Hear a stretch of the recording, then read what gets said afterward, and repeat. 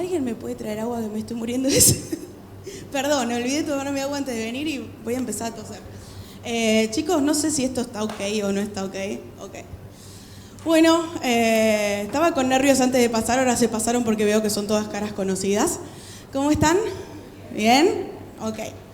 El título del tema de hoy, alguien me dijo que era un poco polémico cuando le pasé cómo era el nombre. Se llama Cuentos del Salvador. No se preocupen, tiene su explicación. Vamos a empezar a pasar esto.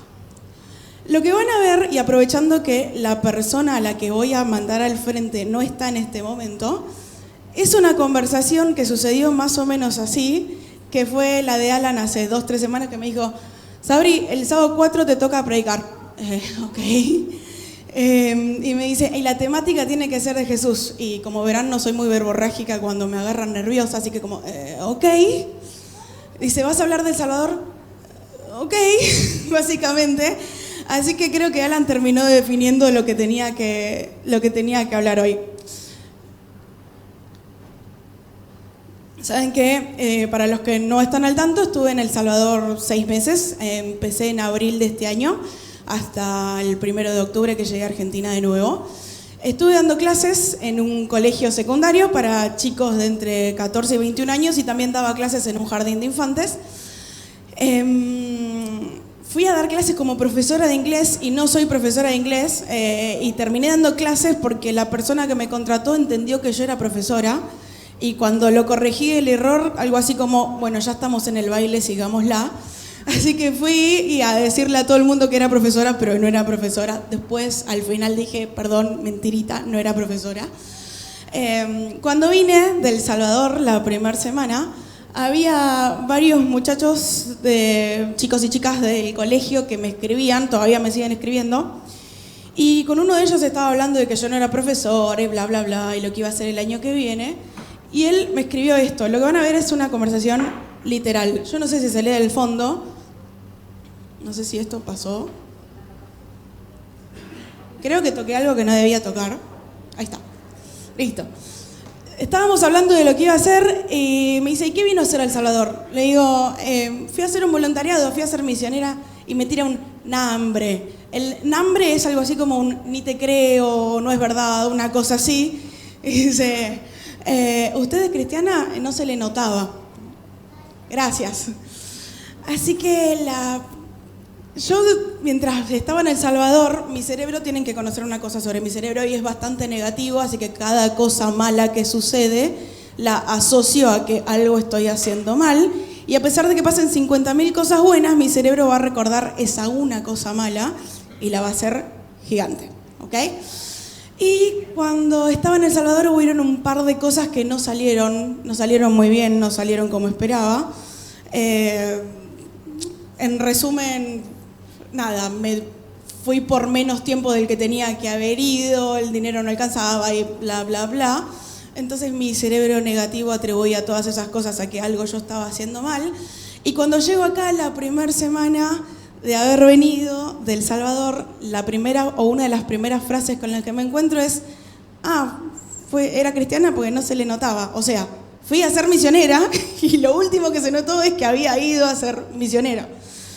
Entonces, venía evitando cada vez que alguien me encontraba, y ¿cómo estuvo El Salvador? Lindo, y no te quiero contar más nada porque yo empiezo a recordar cosas malas y no te quiero contar porque para mí fue un fraude, porque mi cerebro lo interpreta como un fraude, como un fracaso. Y después cuando Alan me dice, che, tenés que hablar de Jesús, ahí yo también agarré y entré en problemas, porque dije, no tengo idea de qué hablar de Jesús. No sé exactamente de qué hablar de Jesús porque creo que no lo conozco del todo.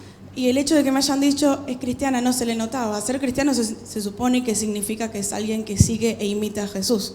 Y si no se me nota que sigo e imito a Jesús, ¿cómo voy a hablar de Jesús? ¿Y cómo voy a hablar de que fui a hacer un viaje misionero y no se me nota nada de haber hecho algo misionero? Entonces, nada, ¿se va entendiendo un poco más mis problemitas en el cerebro? Bien, la noche de que el muchacho me dijo esto, a mí me costó dormir horrible. Pero con el pasar de los días y empezando a charlar y volviendo a trabajar y demás, me empecé a dar cuenta de que quizás a mí no se me había notado el ser cristiana, o de que quizás yo había visto todo negativo porque yo estaba entendiendo mal a Jesús y porque yo entendía a un Jesús que si te va mal es porque algo estás haciendo mal con Él. Esa era mi relación que yo tenía con Dios. Conozco los cuentos del Salvador, por eso se llama así este título, Cuentos del Salvador. Sí, les voy a contar un par de cuentos que me pasaron en El Salvador, pero yo hasta ahora, y me estoy dando cuenta que lo único que sabía de Jesús eran cuentos contados a chicos y no historias donde yo hubiera sido parte de la historia. Conozco, no sé, milagros, cuando transformó el agua en vino, cuando resucitó a Lázaro, cuando multiplicó los panes. Son historias lindas, son historias de victoria, son historias de superhéroes. Pero si les soy sincera, cuando era chiquita a mí no me gustaban leer las historias de Jesús porque me parecían aburridas. A mí me gustaban las de David, las de Daniel y todo donde hubiera alguna guerra metida en el medio. Esas eran las historias que a mí me gustaban. No las historias de alguien que me viene a hablar de paz y amor, ¿sí? O yo quería a alguien clavándole la lanza a alguien. Esa era la historia de la Biblia que yo tenía marcada de chiquita. Y Jesús para mí era un cuento lindo. Bueno, sí, pasemos a lo que sigue. Vamos a leer. Les pido que agarren todos Biblia, aunque yo puse los versículos ahí, pero me estoy dando cuenta que está un poco chiquito. Así que vamos a buscar Juan 1 y vamos a leer capítulos salteados entre el 1 y el 18. Creo que si querés indagar en la vida de alguien, no hay nadie mejor al que preguntarle sobre ese alguien que un amigo, y si es en especial un amigo que haya sido un amigo cercano. Así que por eso elegí a Juan, porque a pesar de que no cuenta tantas historias como cuenta Lucas o tantas parábolas como cuenta creo que Marcos, Juan fue el que más lo tuvo cercano. Y para que estén un poco el tema, mientras Juan estaba escribiendo este libro, a Juan lo habían intentado matar y no pudieron y dijeron, para que este viejito se calle lo mandamos a una isla en medio de la nada. Y grave error, porque ese viejito en esa isla en medio de la nada escribió 2 de los libros fundamentales que tenemos en la Biblia. Escribió el Apocalipsis y después escribió este libro que habla de toda su relación con Jesús. Y creo que él solo pudo haber escrito esta relación con Jesús una vez que estuvo solo y una vez que le pasó de todo y una vez que pudo parar la pelota y decir, ok, empiezo a entender cómo fue mi relación con Jesús. Vamos a leer. Se me complica tener muchas cosas en la mano. Dice, yo lo que les leo ahí es la versión TLA, Nueva Traducción Viviente, así que el que la tiene creo que la va a poder seguir bien, pero es muy similar a la Nueva Versión Internacional. Dice, en el principio la palabra ya existía. La palabra estaba con Dios y la palabra era Dios. El que es la palabra existía en el principio con Dios. O sea, está hablando de Jesús. Dios creó todas las cosas por medio de Él, Jesús, y nada fue creado sin Él, de nuevo, Jesús. La palabra le dio vida a todo lo creado y su vida trajo luz a todos. La luz brilla en la oscuridad y la oscuridad jamás podrá apagarla. Vino al mismo mundo que Él había creado, pero el mundo no lo reconoció. Vino a los de su propio pueblo y hasta ellos los rechazaron. Pero a todos los que creyeron en Él y lo recibieron, les dio el derecho de llegar a ser hijos de Dios. Entonces la palabra se hizo hombre y vino a vivir entre nosotros. Y estaba lleno de amor inagotable y fidelidad. Y hemos visto su gloria, la gloria del único Hijo del Padre. Nadie ha visto jamás a Dios, pero el único, que es Dios, está íntimamente ligado al Padre y Él nos ha revelado a Dios. Lo que cuenta Juan en estos 18 versículos, nosotros creo que leímos 10, es el resumen de lo que vino a hacer Jesús, ¿sí? El resumen de lo que es Dios, lo que es Jesús y lo que significa la Biblia, Juan lo puso al inicio de su libro. Y si querías tener una idea de quién era Jesús, Juan se encargó perfectamente de aclarar quién era Jesús. Su libro es puramente de Jesús. En Juan 5:39, si lo quieren buscar, y si alguien lo quiere leer, les pido. Creo que no lo puse. Ahí está. Jesús dice, lo leo yo. Ustedes estudian las Escrituras a fondo porque piensan que ellas les dan vida eterna, pero las Escrituras me señalan a mí. Las Escrituras hablan de Dios. Entonces, si vos no agarrás la Biblia y decís, voy a encontrar a Jesús en tal y tal lado, no estaría teniendo mucho sentido que agarres la Biblia como un medio de relacionarte con Dios. Porque el que une toda la Biblia es Jesús. Y lo cuento fácil, pero en realidad a veces no es tan fácil encontrar a Jesús en cada una de las historias. Hay historias donde está presente en cuerpo y alma, y hay historias donde no tenés idea de dónde puede estar Dios, pero ahí es donde deberíamos poner ese esfuerzo extra y tratar de encontrar a Jesús en todas las historias. Vengo a descubrir después de 32 años y de una vida autoproclamándome cristiana, que en realidad no tenía mucha idea de quién era Jesús porque tenía estos cuentos inconexos desde chica, cuentos salteados, historias salteadas de la Biblia, y no las había relacionado nunca con un mismo Jesús. Así que los invito a hacer un descubrimiento que estoy intentando hacer todas mis mañanas, y es tratar de descubrir a Jesús en las historias de la Biblia. No se asusten, no va a ser eternamente largo, no vamos a agarrar todas las historias de la Biblia, pero hay un par que me parecieron geniales y quiero que intentemos encontrar a Jesús en medio de ellas. Vamos a Génesis 1. Lo tienen que saber de memoria. ¿Cuál es el primer versículo de la Biblia? Muy bien. Juan decía, la palabra vino antes de que existiera y creó todo. Se me fueron par. Bueno, no lo tenía el versículo. En el principio creó Dios los cielos y la tierra. Jesús arranca, ¿sí? La Biblia ya empieza con Jesús. En Génesis 3, 8 y 9 se encuentra la historia de la caída del ser humano. Y el ser humano tiene la particularidad de que cuando comete algún error, lo primero que hace es, yo no fui, me voy corriendo. Y entonces lo interesante en esta historia es que vemos a Jesús que lo dejan clavado en visto y que dice, Adán y Eva, ¿dónde están? Porque los está buscando. Tenemos la historia de un personaje que yo adoro, que se llama Abraham, en Génesis 22. Lo que van a ver como conversación de WhatsApp es en realidad Génesis 22, un poco adaptado, pero está bastante sacado de la Biblia. Así que si quieren ir acompañándome leyendo Génesis 22, vamos a leer juntos un par de versículos sueltos.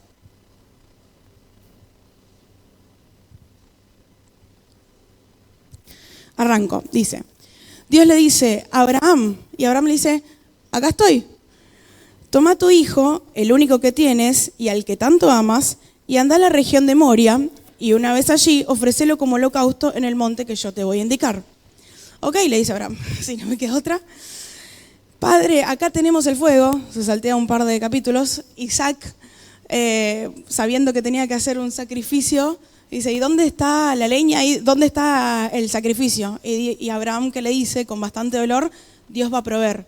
Dios le había pedido a Abraham que proveyera a su propio hijo.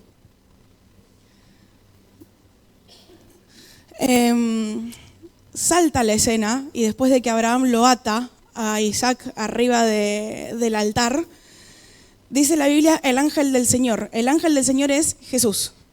Que Jesús mismo le dice a Abraham, ni se te ocurra ponerle una mano encima a Isaac. Dice, porque yo te estaba probando y ya entendí que vos crees en mí, que vos confías en mí, y te juro que todas las cosas que te había prometido antes que iba a tener para vos, las voy a cumplir. ¿Qué eran todas esas cosas? La descendencia, que de él iban a ser Jesús y demás. ¿Por qué está el ángel del Señor en medio de esta historia? ¿De dónde viene esta historia en realidad? Esta historia viene de que Abraham había cometido un error y por no confiar en Jesús se le ocurrió tener a Ismael, y por haber tenido a Ismael el plan se fue desviando un poco y terminó teniendo a Isaac como Jesús lo había prometido. Entonces Jesús tiene que intervenir y decirle, necesito que seas vos el que entiendas que podés confiar en mí y que yo sigo confiando en vos. Entonces, primera cosa que descubro de Jesús, a pesar de que nosotros nos desviemos del plan original, Él se encarga para meterse en esa tangente que nosotros hicimos y decir, ok, recalculamos el plan, pero yo voy a seguir al lado tuyo. Adán y Eva es eso, recalculamos el plan y tengo algo para vos a futuro. Yo creo que mientras más difícil nuestra prueba, más fácil quizás si le damos la oportunidad de que lo reconozcamos a Dios. Vamos a ver historias donde Jesús está realmente presente, como esta historia en la Biblia, y hay historias donde Jesús no está, pero se siente su presencia. Esto era algo difícil y Jesús necesitaba hacerse presente y visible para Abraham. Así que ahora te pregunto, si te pusiste alguna vez a ver en qué circunstancias de tu vida, vos, lo pudiste ver a Jesús en la historia. Si pones a hacer un poco de memoria hacia atrás. ¿Alguna vez te pasó a decir, lo vi a Jesús en mi historia? Algo que me pasó en El Salvador, yo me iba a quedar un año, terminé quedándome 6 meses y estuve a punto de solo quedarme 3 meses. ¿Se acuerdan que yo les mandé un video desde la playa? Una semana después de ese video hermoso de la playa, donde estaba todo genial, me llega más o menos así este mensaje al WhatsApp. Me dicen, hola Sabri, ¿viste los papeles que necesitas para quedarte en El Salvador? Bueno, no los tenemos. Así que como se te vence la visa de turista en una semana y nos sale muy caro que te vayas a otro país y vuelvas a entrar, te pagamos lo que te sale el cambiar el pasaje que tenías para un año, para mañana, y te vas a tu casa. Esto me pasó el 25-26 de junio. Yo me había ido el 5 de abril. Fue como, ¿what? ¿Vieron cuando le viene el cúmulo de cosas y no entienden lo que está sucediendo? En ese momento hice la gran Abraham y traté de solucionar varias cosas por mi lado. Una de las cosas que traté de solucionar por mi lado fueron, yo vivía en una pensión y en la pensión había un señor que tenía una empresa y charlando en la cocina de la pensión me dijo, yo te puedo contratar y quedás como trabajando para mi empresa. Yo dije, esta es la mía, gracias a Dios. Al día siguiente me fui con él. Cuando me querían mostrar el contrato que me querían hacer, básicamente era un contrato de esclavitud que me querían hacer firmar. Significaba trabajar para él, para los socios, para toda la familia. O sea, lo que al principio era una ayuda, terminaba siendo algo complicado. Y yo estaba, ¿qué voy a hacer? El de la fundación me había dicho, bueno, si vos querés, busca vos la forma de quedarte. Y cuando el de la fundación me dice, te sacamos para el pasaje para mañana, yo me acuerdo que me fui afuera de la escuela, hay un descampado atrás de la escuela, al lado derecho.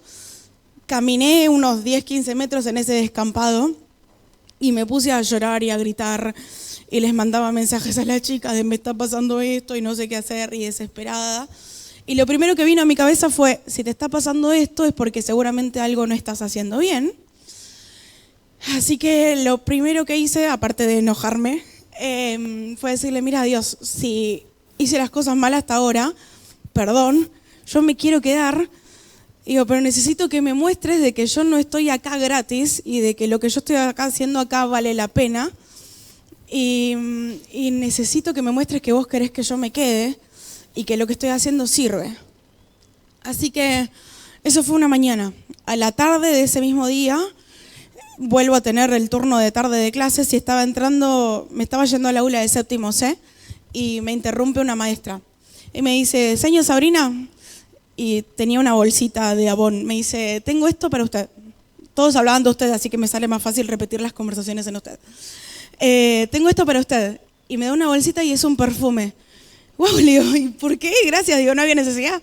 Me dice, se lo manda a mi hijo, que es alumno suyo, y dice que es la mejor maestra que tiene y que está muy contento con usted, pero el problema es que mi hijo es tímido y no se anima a decírselo. Había sido la semana del Día del Maestro, la semana anterior, así que todos los profesores titulares siempre reciben regalos, pero los profesores de computación, inglés, a esos nunca les dan regalos. Así que digo, bueno, ¿y quién es tu hijo? Porque yo no relacionaba caras con nombres, y me dice Alessandro de noveno B. Cuando entro al aula digo, Alessandro, tamaño Carlitos, pero así de ancho. Alessandro, el que le daba vergüenza darme el regalo, gigante. Le digo gracias y me da un abrazo gigante. Y en ese momento empiezo a sentir a Jesús dándome paz. Yo venía loquísima, de días sin dormir, voy a llorar porque soy de Olivos, venía muy preocupada y a Jesús dándome paz a través de Alessandro. Me fui llorando al aula porque tenía que ir al aula de séptimo C, pero yo me había interrumpido en el camino. Y mientras entro al aula, llorando, una chica viene y se me acerca. Y me dice, señor, ¿puedo hablar con usted? Entonces le digo, sí, vamos afuera. Y empieza a llorar desconsoladamente y yo no sabía cómo frenar el llanto que tenía. Cuando se calmó me dice, mi mamá me abandonó hoy. La mamá le mandó avisar por el padre. El padre vivía con otra familia en otra ciudad, así que el padre vino a la casa a decir, tu mamá les avisa a vos y a tu hermana que las deja, que no sabe si vuelve y no sabe cuándo vuelve, si vuelve. La chica tenía 15 años, estaba en séptimo, y la hermana tenía 17, también mi alumna. Fui a corroborar la historia a ver si por las dudas algo no era cierto. Y sí, era cierto. Así que después de terminar de charlar con esta alumna, fui a hablar con la 17 y terminamos las tres llorando. La mamá las había dejado ese día. Y le digo, no sé cómo, digo, pero yo de alguna manera te tengo que ayudar. Y para mí en ese momento fue ¿ves que tenés algo que hacer acá? Y, perdón. Está bien, está bien. Es Jesús, a través de las cosas terribles que le pasaron a otro, interviniendo en mi vida.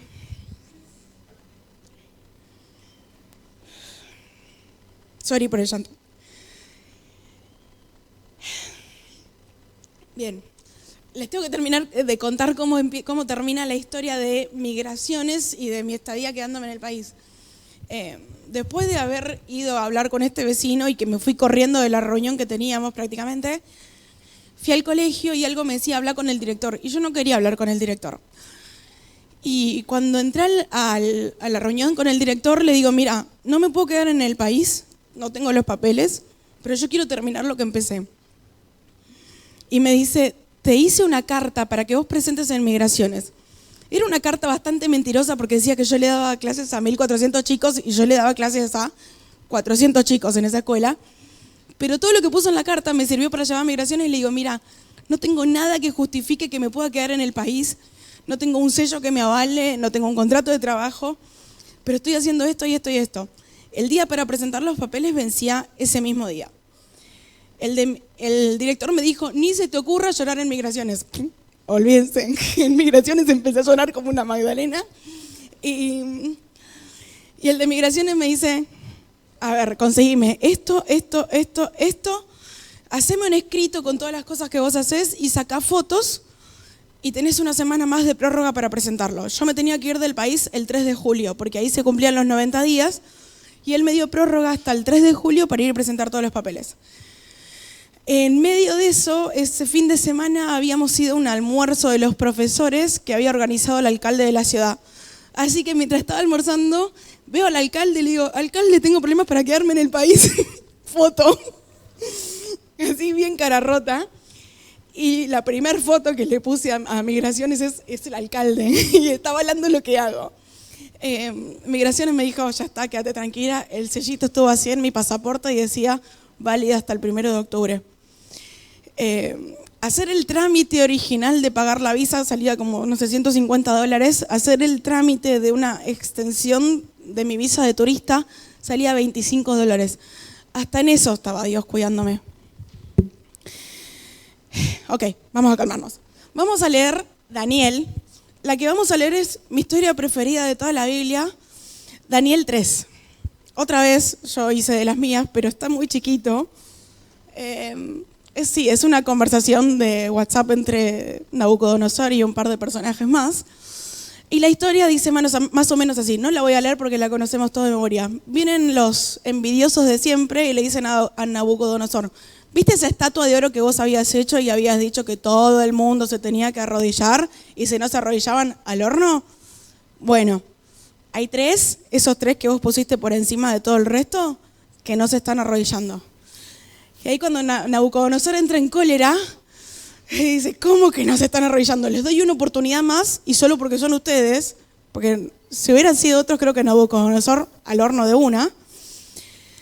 Y estos tres pibes, que yo creo que eran sub-23, y es más, me atrevo a decir sub-20, creo que no tenían más que eso, le dijeron a Nabucodonosor, no nos vamos a arrodillar, porque nosotros creemos en Dios y el único Dios al que creemos no permite que nos arrodillemos ante una estatua. Así que vamos a defender los que creemos hasta el fin y si nos querés mandar al horno, o Dios nos salva o Dios no nos salva, pero nosotros estamos firmes en esto. Y ahí viene cuando Nabucodonosor dice, calienten el horno 7 veces más. Yo no sé cómo es calentar un horno 7 veces más, pero debe haber sido algo terrible. Y ahí viene cuando los tiran adentro del horno y me imagino que la primera sensación de ellos habrá sido, ¿me estoy quemando? Ah, no, pará, no me estoy quemando, estoy hablando, ¿qué está pasando? Y de repente ven a alguien que le dice, hola chicos, y es Jesús, que está en el medio del horno con ellos. Jesús a veces está visible cuando necesita estarlo. Hay historias de gente a la que se murió apedreada o quemada que quizás Jesús no lo ves en la Biblia visible, pero que no te quepa ninguna duda de que Jesús estaba en el medio. Y es más, esta historia en realidad es una historia de un plan desviado. ¿Por qué? Porque Nabucodonosor había tenido el sueño de la estatua. ¿Se acuerdan en Daniel 2? La estatua que había bajado. Y el plan original de Dios para Nabucodonosor era: reconoceme como que yo soy el Dios. Ese era el plan original para Nabucodonosor. Nabucodonosor dijo, minga, se hizo una estatua de oro gigante porque dijo, mi reino no va a tener fin. Y Dios tuvo que utilizar a estos 3 intrépidos amigos metidos adentro de un horno para que Nabucodonosor dijera, alabado sea el Dios de estos jóvenes que envió a su ángel y los salvó. Ellos confiaron en él y, desafiando la orden real, optaron por la muerte antes que honrar y adorar a otro Dios que no fuera el suyo. Dios utilizó un plan desviado para seguir mostrándole a este rey de que Dios es Dios y de que Dios está en el medio de las situaciones. Y Dios honró la fe de esas 3 personas mostrándose en el medio de ellos. Yo no sé, honestamente, todavía tengo dudas de si el plan original de Dios era que yo me quedara en El Salvador 6 meses o que me quedara 3 meses. No sé si fue una desviación de la tangente o no. Y no me voy a torturar más con eso. Pero sí sé que Dios estaba actuando a través de un plan desviado y utilizó cosas para enseñarme a mí que Él estaba metido en el medio de esos planes y quizás también para mostrarle a otros cómo actúa Él. ¿Sí? Me perdí. Vamos a leer de nuevo Juan 1:14. Dice, entonces la palabra se hizo hombre. Se los pongo acá en la pantalla. Dice, entonces la palabra se hizo hombre y vino a vivir entre nosotros. Estaba lleno de amor inagotable y fidelidad. Y hemos visto su gloria, la gloria del único Hijo del Padre. Ok, vamos a saltearnos varias historias. Ahora sí vamos a cuando Jesús vino acá en la tierra. ¿Cómo vino Jesús? Como bebé. ¿Qué más? ¿Qué características se acuerdan de Jesús cuando vino acá a la tierra? Pobre, bien, humilde. ¿Qué me pueden decir de su familia? Complicada, escuché por ahí, perdón, no sé hasta qué punto se escucha muy fuerte y qué punto no. Ok.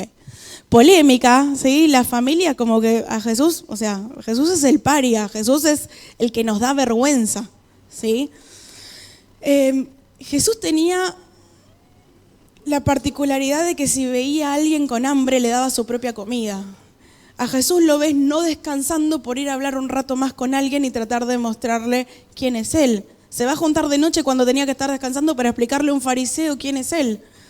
Se va a un pozo cuando tenía sed y hambre para explicarle a una mujer lo que había venido a hacer y de que de esa manera todo un pueblo conociera quién era Jesús. Ese es Jesús, el que se preocupa hasta lo mínimo. Y a Jesús también lo ves en las cosas grandes. Hizo milagros gigantes. ¿A cuántas personas le dio de comer? Dice 5.000 hombres, habrán sido, no sé, 20.000 personas. Después otra vez dice 4.000 hombres, también más o menos la misma cantidad. Resucitó gente, levantó paralíticos, hizo de todo. Y tenía un montón de gente que hasta casi el último momento lo quería proclamar rey. Pero ahí Dios de nuevo tuvo que decir, mi plan original no se desvía y yo vine a otra cosa. Y cuando la gente empezó a ver que el plan original de Jesús no se desviaba y Él venía a otra cosa, y esa otra cosa era morir por nosotros y salvarnos, entonces la gente se empezó a ir. Y de repente Jesús queda con 11 amigos. Y de repente Jesús está solo en la cruz y hay un amigo. De tener miles de personas a tener solo una persona al lado en el momento más difícil. ¿Es Jesús un fracaso? ¿Es Jesús un puro cuento? La historia de Jesús no termina bien si la corto ahí. Estaba tirada en la sala de profesores en julio, fin de julio, y estaban por empezar las vacaciones agostinas. Las vacaciones agostinas van del 1 al 8 de agosto, es como nuestras vacaciones de invierno vendrían a ser, y era, no sé, 27, 28 de julio, una cosa así. Y yo estaba tirada escuchando música en la hora de almuerzo y viene una profe y me dice, ¿estás bien? Sí, sí. parece que mi voz no sonó muy convincente porque me vuelve a preguntar, ¿estás bien? Y yo, se me está acabando el dinero. Así, empecé a llorar porque yo lloraba por todo. Me estaba quedando sin dinero, honestamente me quedaban $2 y faltaba una semana para que yo cobrara. Lo bueno era que ese era el último día de trabajo, así que no tenía que volver a viajar y tenía mi alacena con bastante comida, así que no me tenía que preocupar por nada. Pero el hecho de decir, me falta una semana para cobrar y tengo $2, era como preocupante. Así que la profesora me dice, voy al cajero y te saco $20. No, le digo, no hace falta, estamos bien. Y como yo estaba, no, me dice, bueno, ¿qué vas a hacer la semana que viene? Me quedo en casa. ¿No te vas a ningún lado de vacaciones? No, sale mucha plata y yo cobro recién el 1 de agosto. Me dice, te venís de vacaciones conmigo. Así que el 1 de agosto yo estaba en una montaña en la frontera con Honduras, en un lugar frío y hermoso, saliendo del calor que me estaba matando, recorriendo arroyos. Yo venía re cansada porque estaba corrigiendo a full, había exámenes. Y de repente Dios me regaló un par de días de vacaciones con todo pago en medio de la montaña. Y ese es Jesús, el Jesús que se preocupa hasta por esas cosas chiquitas. Vamos a ver el primer milagro de Jesús, Juan 2. Perdón, esas eran fotos de mis vacaciones. Yo venía recontra estresada y ese lugar en medio de las montañas que les prometo que era paradisíaco, pero yo no saco buenas fotos, así que no se ve tanto. Ese lugar lleno de arroyos, era justo el lugar limítrofe con Honduras. Si cruzabas el río estabas de un lado del otro, así que estabas jugando, acá estoy, acá no estoy. Y así estuve en todas mis vacaciones, lo mejor que me pudo haber pasado. Vamos a leer Juan 2. Vamos a hablar un poquito de la familia de Jesús y su primera intervención en los planes de Jesús. Acá viene otro momento donde Jesús se desvía. ¿Qué había pasado en el primer milagro? ¿Alguien se acuerda? Está ahí el machete por si lo quieren. ¿Cuál fue el primer milagro de Jesús? Una boda. Bien. ¿Y qué hizo Jesús en esa boda? Convirtió el agua en vino. Bien. ¿Por qué convirtió el agua en vino? Se había terminado. ¿Y quién tuvo que intervenir? La mamá. Las madres siempre... la mamá María le dice, Jesús sacó el vino y Jesús le dice, ¿y qué tiene que ver conmigo? No es el momento de que me ponga a hacer estas cosas. La mamá hizo como oídos sordos, como hacen todas las madres, y le dijo al par de sirvientes que están ahí, hagan lo que él les dice. Así que Jesús dijo, agarren ese par de cántaros que tienen, los llenan en la pila de agua y después sacan un poco y se lo dan de beber al wedding planner, al maestresala. Y cuando el wedding planner prueba el vino, dice, es el mejor vino que probé en mi vida. Ahora digo yo, ¿alguien se moría? ¿Era cuestión de vida o muerte que no hubiera vino? Podían tomar agua, es más sano que el jugo, era jugo, pero es más sano, por más que haya sido jugo de frutas. Podían haber tomado agua, está bien. Para los judíos en esa época era como algo muy importante, hablaba mucho de quiénes eran ellos, de cómo iban a empezar su vida de casamiento, etcétera, etcétera. Tenía un montón de simbolismos, pero no era imprescindible, no era cuestión de vida o muerte. No era cuestión de vida o muerte que yo me fuera de vacaciones pagas, porque tenía vacaciones igual. No es que me estaban sacando de un trabajo, tenía vacaciones igual. Sin embargo, Dios a veces interviene en esas cosas que nos puedan hacer felices, porque a veces sabe que necesitamos sentir que Él está y que lo necesitamos ver presente. Y con este primer milagro, Jesús le demostró a su mamá de que el tipo en el que ella estaba creyendo era real y les demostró a los discípulos de lo que Él iba a ser capaz de hacer. Entonces Jesús usa esas tangentes y usa nuestras debilidades para mostrarnos lo que Él es capaz de hacer en nuestra vida.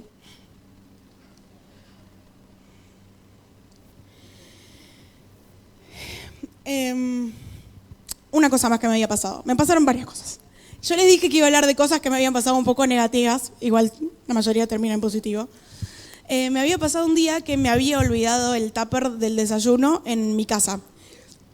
Yo salía a las 6 de la mañana de donde vivía, en el centro de la ciudad, y llegaba a las 7:15, mentira, llegaba a 7:30, entraba siempre 15 minutos tarde, pero eso no lo pude cambiar nunca.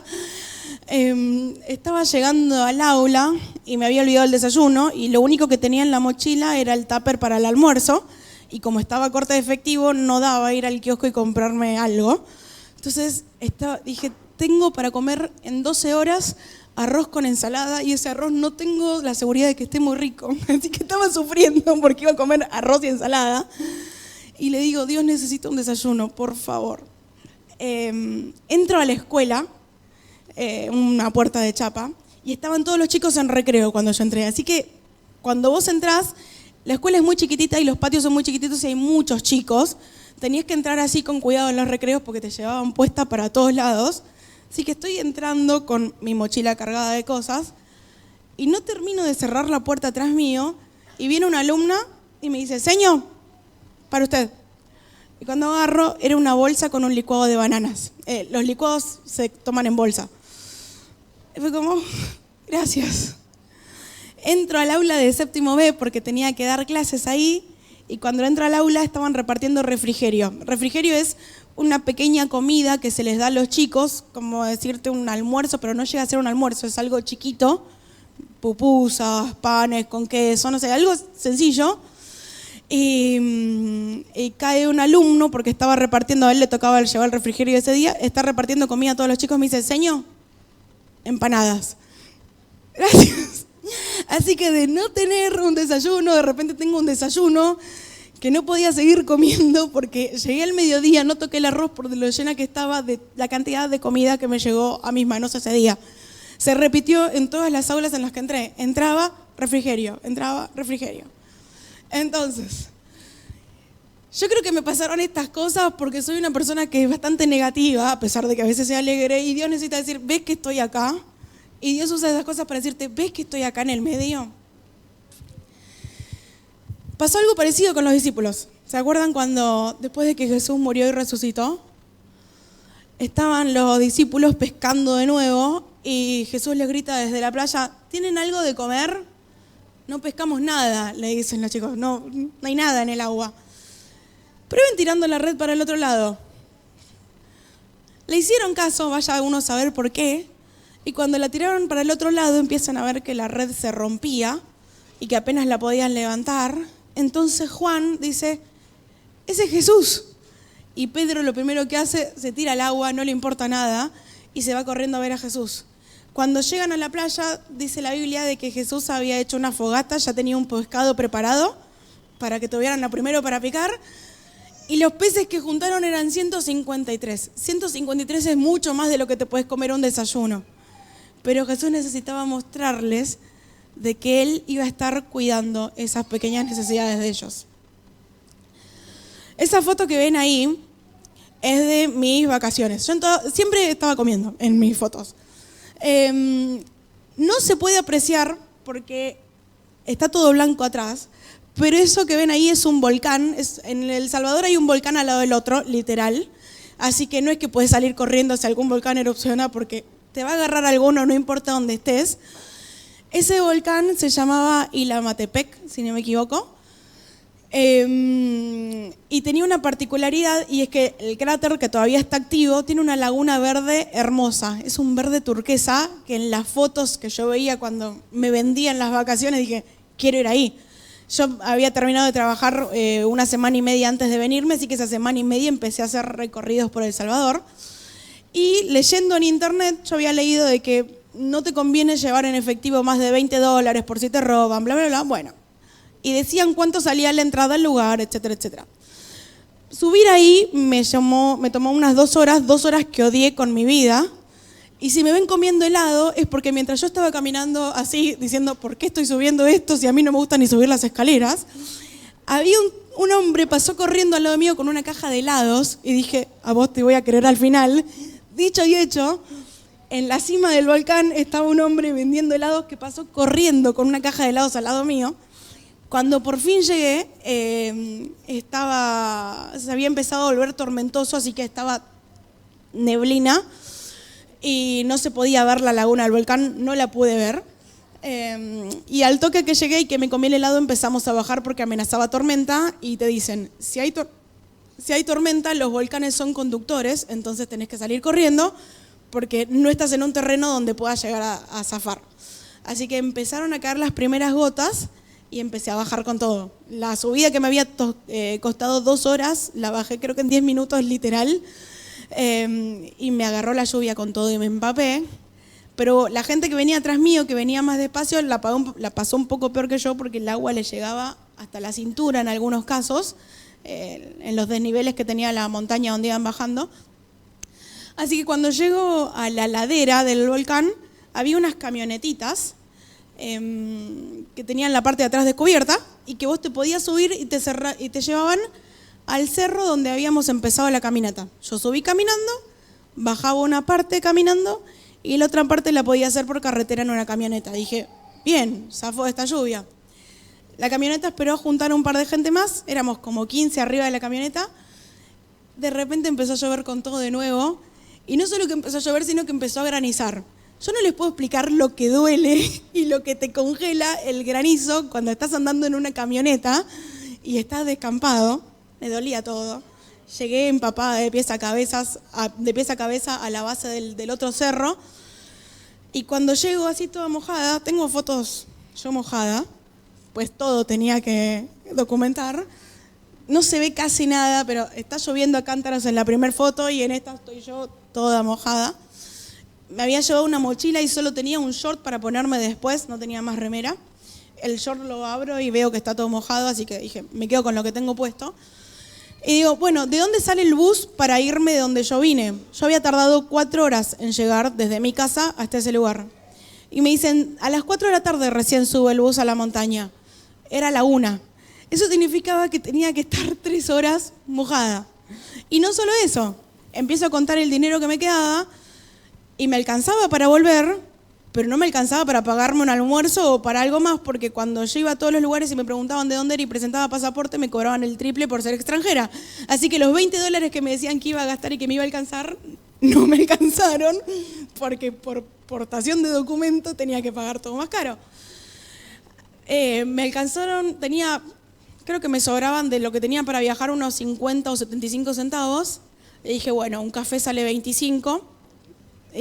Y me crucé hasta la otra parte del predio y me compré un café y me senté abajo de un toldo, así, sentada y magullando y meditando sobre mi vida y bastante ensimismada.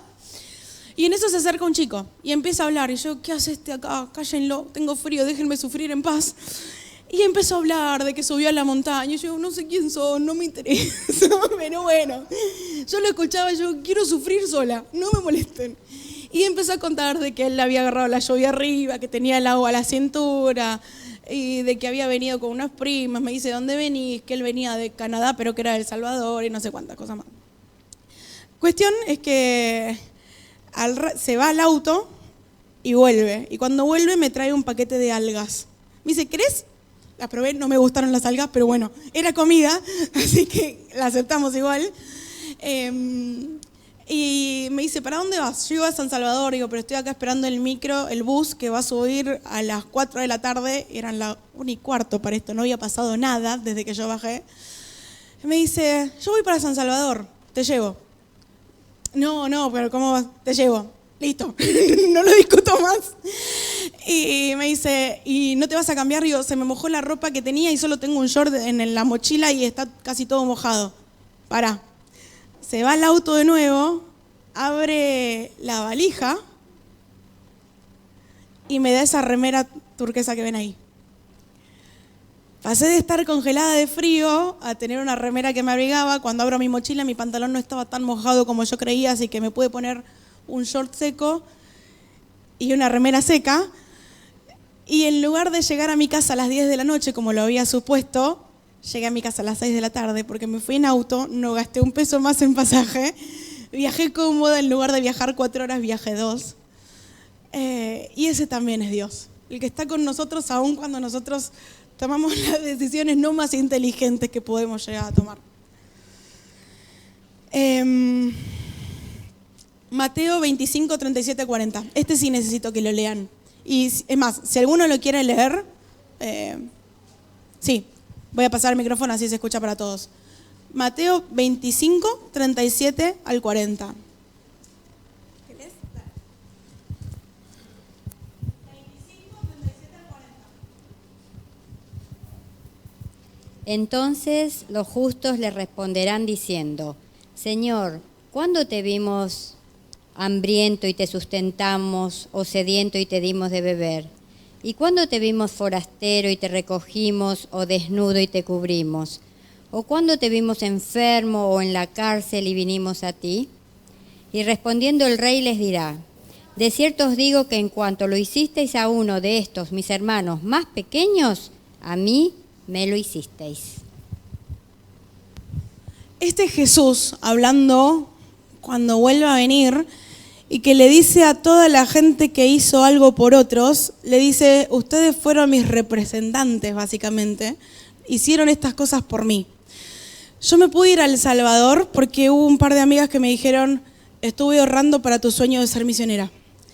En El Salvador tuve donde vivir porque una señora a la que yo le había escrito me dice, sé lo que es estar extranjero en otro país, así que te voy a alquilar una habitación más barata y más linda de que donde estás viviendo ahora, en lugar de tener un sucucho, que era lo que tenía originalmente, tenía una habitación hermosa con vista a un parque y que en lugar de pagarla $130 la pagaba 100 porque alguien se apiadó de que yo era extranjera. Tuve apoyo porque tuve 2 amigas, una de las cuales está acá, que me escribían todos los días preocupadas a ver cómo estaba, qué estaba pasando, qué estaba haciendo. Me escucharon llorar, insultar por mensaje, estuvieron cuando estaba contenta, estuvieron en todo momento. Tuve gente en El Salvador que me aceptó en su grupo de amigos. Los chicos con los que estaba viviendo eran una familia. Así que todas las noches ellos estudiaban medicina y yo era la encargada de cebarles mate porque descubrieron que con el mate podían quedarse más tiempo despiertos que con el café. Así que de repente me amaron todos los estudiantes de medicina que vivían conmigo porque se podían quedar despiertos gracias al mate. Pero tuve un lugar al que volver y contarle cómo fue mi día. Tuve un grupo pequeño en la iglesia porque el grupo de jóvenes que al principio me había mirado con cara medio rara, enseguida me dijo, venite, y me invitaron a su casa y me buscaban y me llevaban todos los viernes de noche hasta mi casa para que yo no estuviera caminando de noche en un lugar que era peligroso. Me fui de vacaciones porque Dios me lo regaló y volví de mis vacaciones rescatada porque Dios lo permitió. Entonces, yo al principio pensaba que todo esto era un fracaso porque no había logrado ni un bautismo, porque un alumno me dijo, sos cristiana y no se te notaba. No sé cuál habrá sido el impacto de las cosas que habré hecho. No me importa, porque eso es algo que le importa a Dios. Lo que yo sí sé es cuál fue el impacto de las cosas que hicieron otros y de las cosas que hizo Jesús en mí. Y yo celebro eso y ahora entiendo que lo puedo ver a Jesús a través de todo. Antes de terminar, les quiero pasar un video, porque estuve hablando de un montón de cosas que me pasaron a mí, pero les quiero pasar un video con fotos de los chicos de la escuela. Y después este video y la canción del video tiene una explicación. Así que, Bimbo, si puedes pasar el video.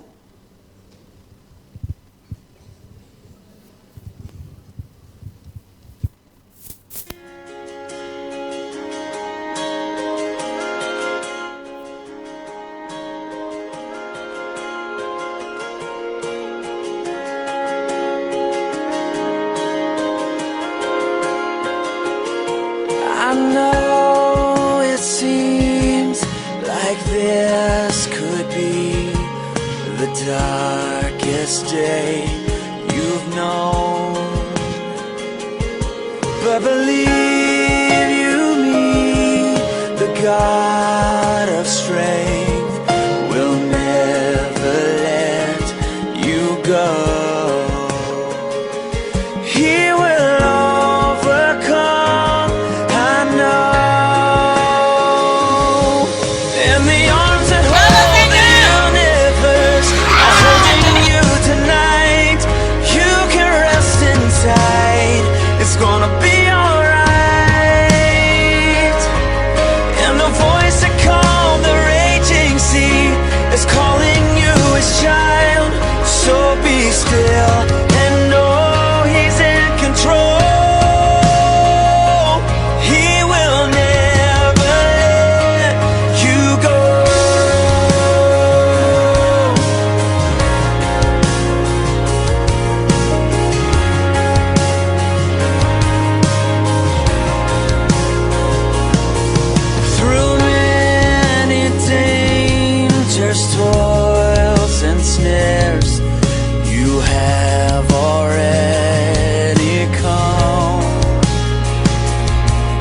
His grace has brought you safe this far. His grace will lead you home. And the arms that hold the universe are holding you tonight. You can rest inside. It's gonna be alright. And the voice that calmed the raging sea is calling you his child. So be still and know he's in control. He will never let you go. You can hope, you can rise, you can stand. He's still got the whole world in his hands. You can hope, you can rise, you can stand. He's still got the whole world in his hands. And the arms that hold the universe are holding you tonight. You can rest inside. It's gonna be alright. And the voice that calmed the raging sea is calling you his child. So be still and know he's in control. He will never let you go. He will never let you go.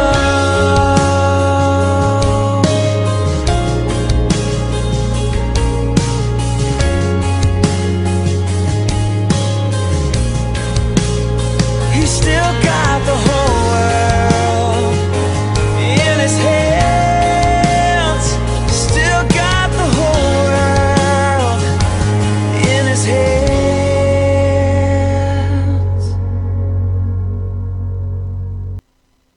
Hombre y vino a vivir entre nosotros. Estaba lleno de amor inagotable y fidelidad. Hemos visto su gloria, la gloria del único Hijo del Padre. Juan 1:14. Juan 1:14. Así lo presenta Juan a Jesús. La canción que escucharon de atrás, había tenido en un momento la intención, digo, bueno, quizás la traigo en español y la cantamos, pero no pasó y no va a pasar, no se asusten. La canción tiene una historia y esa historia pasó fin de mayo. En El Salvador, cuando empieza mayo, que empiezan las lluvias, empieza la temporada de terremotos por los cambios de clima. Y una noche yo estaba durmiendo en mi cama y siento que se mueve todo, 3 de la mañana, y dije, estoy teniendo un ataque de pánico. Eso fue lo primero que pensé. Y dije, no, nunca duran tanto, es un terremoto. Así que, nota mental, dormir vestida en zonas con terremotos, primera cosa importante. Tuve que salir corriendo de la habitación y el terremoto si bien era una zona habitual de terremotos, hace más de una década que no había terremotos de 7 puntos. Y este fue de 6.9, así que fue muy fuerte y estaban todos muy asustados y se movió todo y fueron 40 segundos que parecieron 2 horas. Y mientras yo a las 3 de la mañana estaba haciendo así, no me duermo y muerta de miedo, son las 4 y no podía dormir y escucho que pasa un vendedor de pan francés como todos los días a las 4 de la mañana y yo digo, flaco, se viene el fin del mundo y vos vendiendo pan francés. Para la gente era habitual, cosa que para mí no, primera vez que lo había pasado.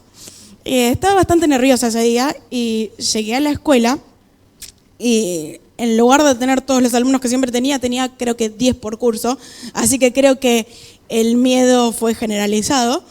Y cuando entro a un aula, una chica me dice, Señor, me arrepentí de todos mis pecados. Yo también le digo.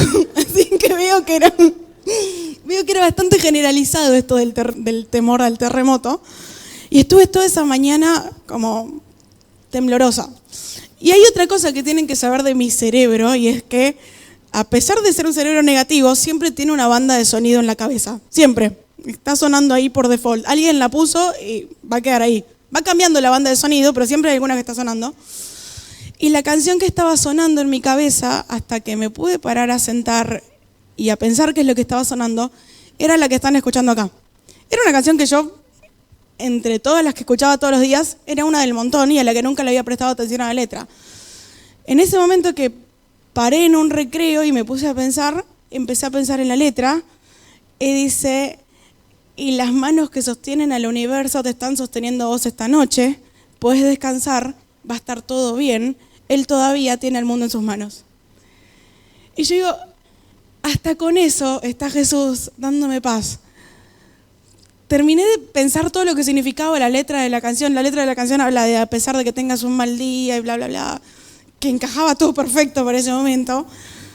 Digo, a pesar de, y todavía me está cuidando, y la forma en la que encontró de decirme está todo bien es mediante una banda de sonido en mi cerebro. Yo le dije que yo había pensado que esto había sido un fracaso. Pero en realidad para Jesús fracaso no es lo mismo que para nosotros. Él vino y murió solo, y para nosotros los seres humanos y para el 99% de la gente, que alguien no triunfe en su ministerio y que se quede solo es un fracaso. Y Jesús nos enseñó un ministerio donde fracasar es la única victoria. Entonces, ¿qué entiendo? Que Jesús no entiende la palabra fracaso igual que como la entiendo yo. Y que para Él absolutamente nada es fracaso si eso hace que yo me pueda relacionar con Él. Entonces, si toda la experiencia de Salvador sirve para que a mí me hiciera entender de Jesús está acá al lado tuyo cuidándote, empezar a relacionarte en serio con Él, no me consideres un cuento, considerame una historia en tu vida, considerate parte de esa historia. Si sirvió para eso, para Jesús no es fracaso, porque para Jesús el fracaso es que no logres alcanzar la vida eterna. Entonces, gracias a Jesús por los fracasos, gracias a Jesús por haber sido un cuento durante tanto tiempo y no ser más ese cuento. Los quiero invitar a que Jesús no sea un cuento en sus vidas, que sea una realidad y que sea una historia. Amén.